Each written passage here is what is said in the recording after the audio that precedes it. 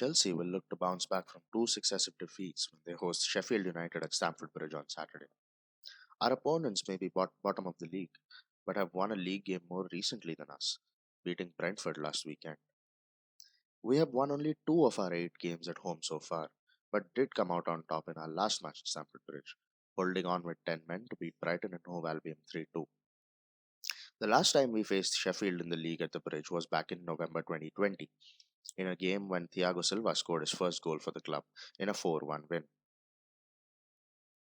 Welcome back to Venki Ball, your home for tactical previews, reviews, analysis, and general football discussions.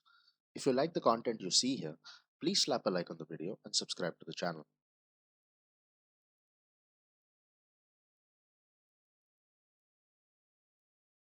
Chelsea have struggled this season against teams that defend in a mid to low block and leave hardly any space in between the lines. The passing hasn't been inventive enough, and the decision making in the final third has been very suspect. Home defeats against Nottingham Forest and Brentford so far are prime examples of that, where teams allowed us to have possession before hitting in clinical fashion on the break. Sheffield United have the ability to do just that. The Blades brought back Chris Wilder as manager 2 weeks ago after a string of poor results, and there has been a switch in momentum and tactics since then. They are still big favourites to get relegated, but stranger things have happened in football. The team news coming in ahead of this game is mixed. Christopher Nkunku is in line to be named in the matchday squad for the first time, while Malo Gusto is also back in training. On the other hand, Robert Sanchez, Reece James, and Marco Corella all have fresh concerns which will keep them out. How does Mauricio Pochettino deal with these setbacks, especially in the fullback area? Will we once again see him fielding four centre backs, foregoing any width? Here is what I think our lineup will be going in on Saturday. George Petrovic is in line for his first league start and goal, with Sanchez out. Thiago Silva will almost certainly return to the starting lineup, partnering Benoit Badiashile in central defence. Axel Disasi slots in at right back. Ian Martson is an option at left back and could be the answer to the width conundrum we face. However, the signs are that Pochettino isn't overly convinced with the young Dutchman, despite him playing a large role in pre-season. This means another start for Levi Colwill at left back. The midfield more or less picks itself, with Enzo Fernandez and Moises Caicedo behind Conor Gallagher. Cole Palmer will start off the right, and Mikhailo Mudryk hasn't really done much wrong to be dropped from the left. Armando Broja, in my opinion, should be given another start to try and gain some momentum. So, how do we see this game panning out tactically?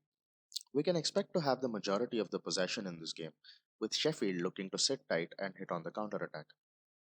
Last weekend against Everton, we saw Pochettino looking to build in a 3-2-5 shape, with Caicedo and Gallagher playing as a double pivot, and Cucurella at right back after Reece James was subbed off early, remaining high up the pitch. This allowed Palmer to tuck into the right half space, while Enzo occupied the same area on the left. The setup was in some way similar to the 3-box-3 used by Barcelona and Manchester City, which enables a man advantage in both the first and second phases of build up. With all our natural fullbacks out injured, though, it remains to be seen how we form this shape. One way is probably having Colville invert into midfield from left back, allowing Gallagher to stay forward. For Sheffield, in the two games under Wilder, they have switched from their 3-5-2 under Paul Heckingbottom to a 4-2-3-1. Against Liverpool, they defended narrow, not allowing any central progression. Wilder's men will look to win the ball in midfield and then go direct to their attackers. With pacey players like Cameron Archer and Andre Brooks, the visitors will pose a big threat on the counter attack. Striker Ollie McBurney, who was suspended for the last couple of games, will be back for this one and will make sure our centre backs have their hands full. Manchester City loanee James McAtee scored a stunning winner against Brentford last weekend and is also someone we must keep an eye on. Against the team placed 20th in the league, we definitely go in as favourites.